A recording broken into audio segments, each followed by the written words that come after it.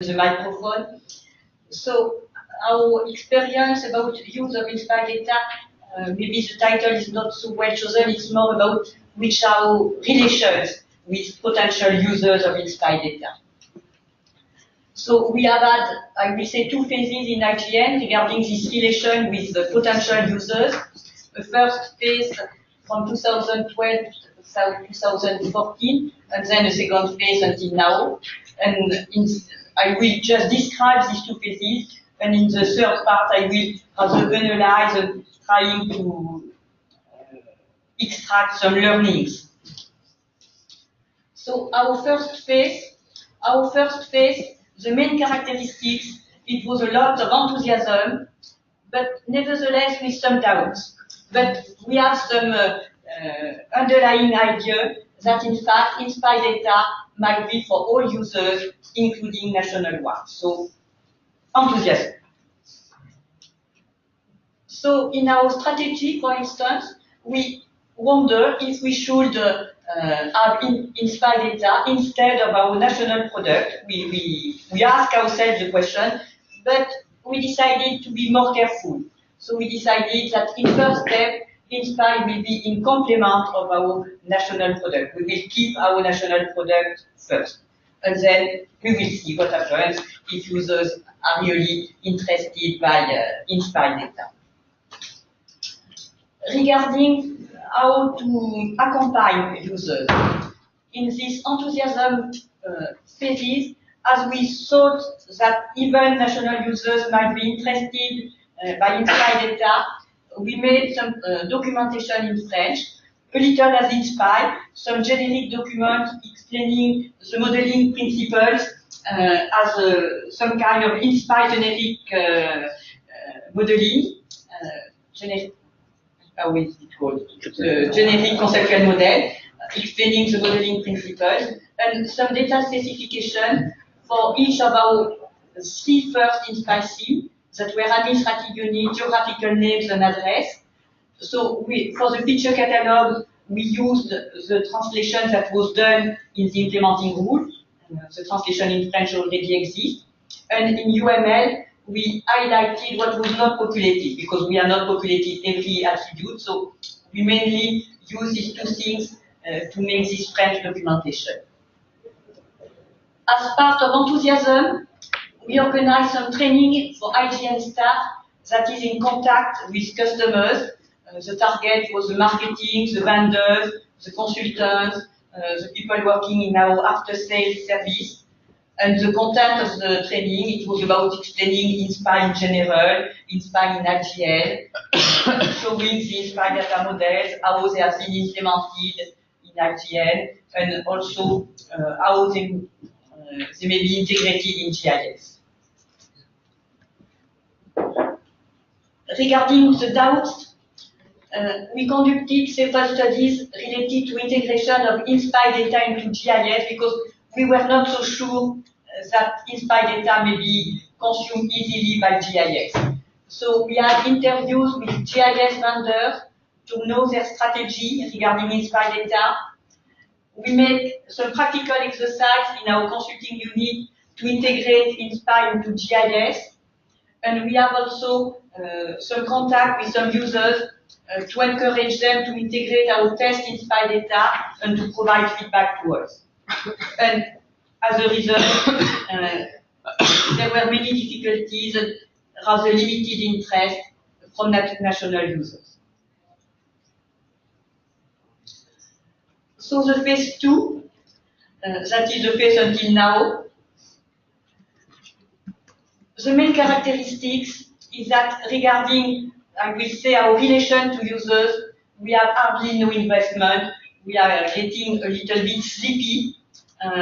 We consider now that there are a limited set of potential users that Inspire data is mainly or maybe only for cross-border or pan-European users. So we have some potential users, nevertheless, people who have shown interest for Inspire data.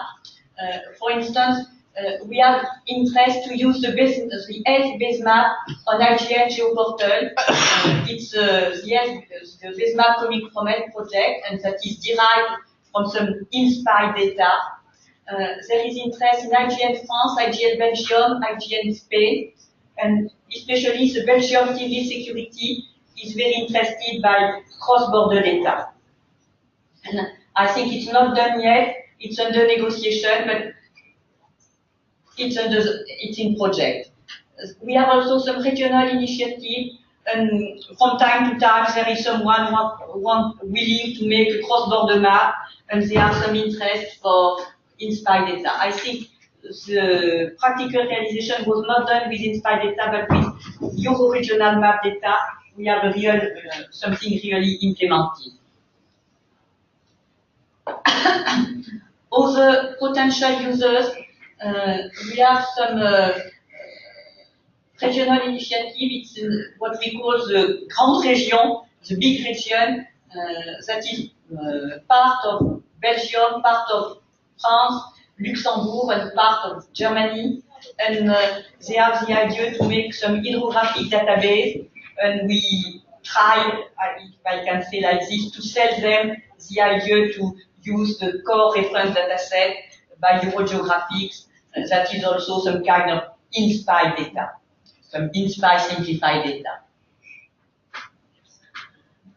Other potential users, we have application developers, we have some IGN Fab to stimulate innovation using IGN information, and we have a startup that is called In Sun We Trust, and they have developed some kind of software to estimate the potential of a roof for solar energy, and of course they would like to sell this software without major adaptation in other European countries, so they would be very interested if their software could run on harmonized data such as InSpy.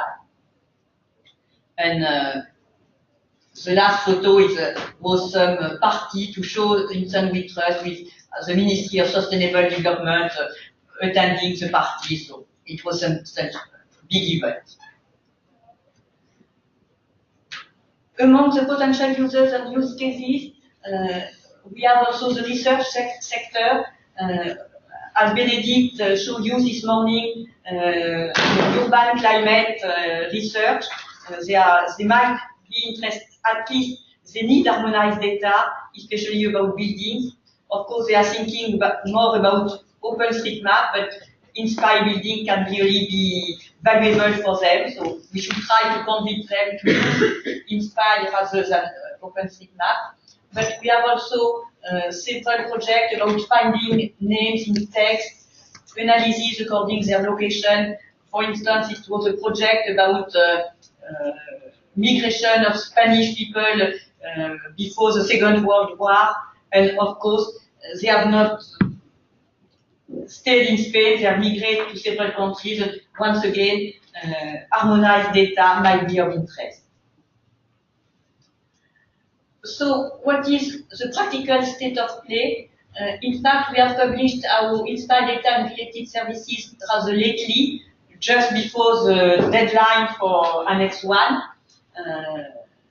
And for 6 themes: administrative unit, address, geographical name, hydrography, transport network, and building. And until now, we have had very limited communication about InSpy data. In fact, we promote InSpy for users showing interest, but we have not done any prospection, any wide user awareness. So, in my understanding, I'm not totally sure about it, but in my understanding, we have not yet any real use of InSpy data. We have potential users, people having shown interest, but real users, my guess is that we don't have yet. So the last part of my presentation is some learnings.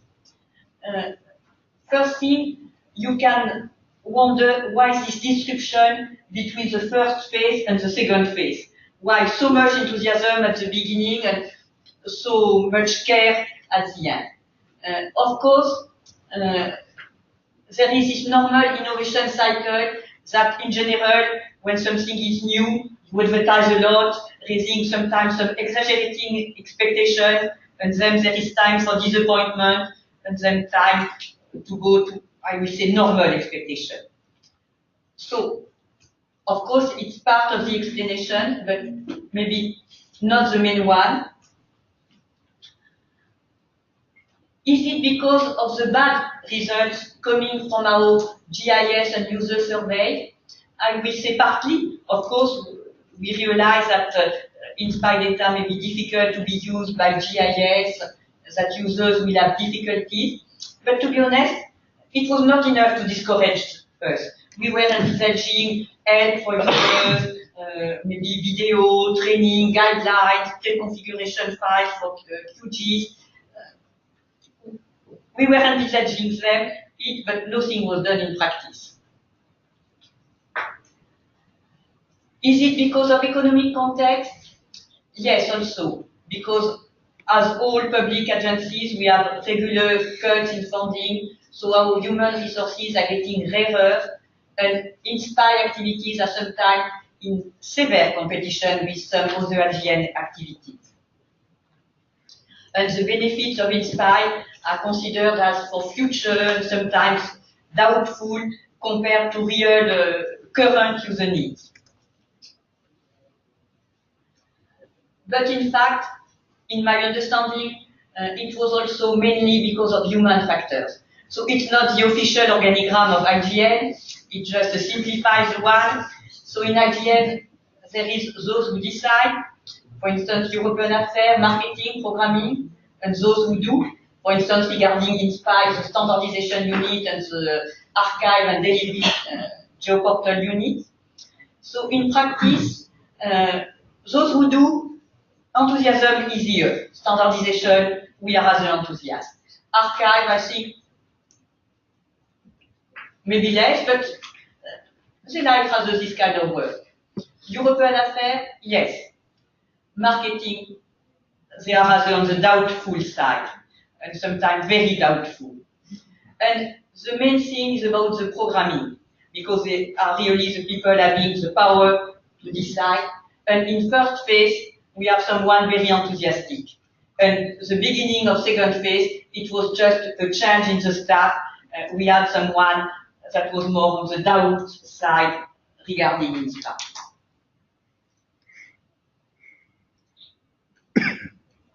So, of course, we have been sleepy for some years, but maybe we should wake up. Of course, it's the spring of InSpy, not the real spring in Warsaw, as the temperature shows now. But why we might wake up? One reason why we didn't make so much awareness regarding users is because our InSpy data were not really ready. Of course, we had the first sample rather early in 2013 on 3 themes, but in fact it took us a long time to have data we can be proud of. We had to make our process from prototype to industrialization. We had to add new themes such as transport, hydro buildings. There were changes in InSpy schema, for instance, the version. We have some changes also in IGN product. We have the validation process that took quite a long time. We always thought we were very close to the end, and there was always something not completely conformant. So it took us really a lot of time to have this data. We can be confident enough to advertise it. Something also we were waiting to decide on the access point. We were really very willing to use the health access point, but that was considered as quite relevant for InSpy data, and we were expecting the operational platform, but there has been some technical difficulties, and as it was not ready for the InSpy 1 deadline, we decided to publish InSpy data on our own website, to have this access point on the own website. So at least we have an access point. Maybe not the perfect one, but we have one. So, some conclusions. Probably we are still in the lower part of the curve, but we have some reasons to make things improve. So we have more INSPIRE data that is really available, not only from France, but we know we have also data from some of our neighbors. We know there are good data from Spain. They begin to have some data from Belgium, I guess, from Switzerland. I don't know about Germany and Italy if the situation is as nice, but they begin to have data from neighbor countries and also from other European countries. So it's something that may, of course, facilitate the use if data is there. Something else, of course, the curve, the slope of the curve, I think maybe like this or like this. So the success of INSPIRE data, it depends also partly on data producer. Of course, there are other factors, such as the decision by the European Commission, the good willing of users to use INSPIRE data or not. But there are also things that depend on us, on data producers. And probably what we should do, we should have some clear strategy. We should have real marketing with communication, prospection. I'm not sure it will happen, but it's what we should do, in my opinion. I think, in a way, we should stop to hide our INSPIRE data. At the moment, our INSPIRE data are little as this little cat, hiding more or less. Of course, it's not very well done. Some very motivated users can find our data, but to be honest, we are not showing our INSPIRE cat very proudly in concours, in body exam. It's a little like this. And it's still a long road. How the road will look like, I don't know if it will be something very easy or very difficult, a mountainous road. I don't know yet, but we are still somewhere in front of us. So thanks.